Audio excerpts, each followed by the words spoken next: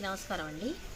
గత 4 రోజుల నుంచి ఒక కొత్త న్యూస్ జనాల్లోకి వినిపిస్తుంది. సూపర్ 6 పథకాల్లో భాగంగా మహిళలకి 1500 రూపాయలని చంద్రబాబు నాయుడు గారు చెప్పడం జరిగింది. ఇప్పుడు కొంతమంది పోస్ట్ ఆఫీస్లో అకౌంట్ చేసుకుంటేనే 1500 రూపాయలు పడుతుంది అని చెప్తూ ఉన్నారు. అదంతా ఫేక్ అండి. ఆ మాటలు మీరు నమ్మొద్దు. ఏదైనా అలాగా ప్రభుత్వం నుంచి మనకు వచ్చే పని అయితే క్యాబినెట్లో వాళ్ళు చర్చించుకొని ఆ జీవోని జారీ చేసి ప్రతి ఒక్క నియోజకవర్గానికి ఎమ్మెల్యే గారు వాళ్ళకి తెలియపరుస్తారు.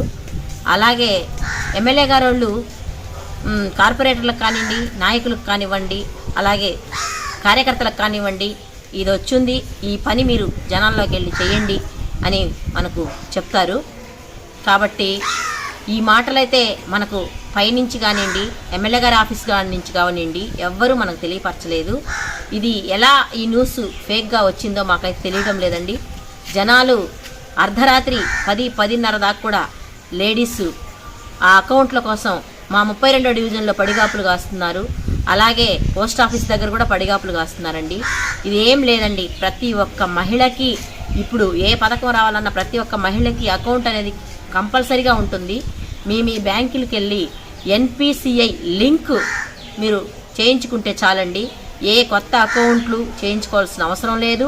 ఎవరి మాటలు ఇది వస్తాయి అది వస్తాయి అంటే నమ్మాల్సిన అవసరం లేదు. ఏది వచ్చినా సోషల్ మీడియాలో ప్రతి ఒక్కరికి ఫోన్లో వచ్చేస్తుందండి. దయచేసి అలాంటి ఫేక్ న్యూస్లు నమ్మవద్దని తెలియజేస్తుంది.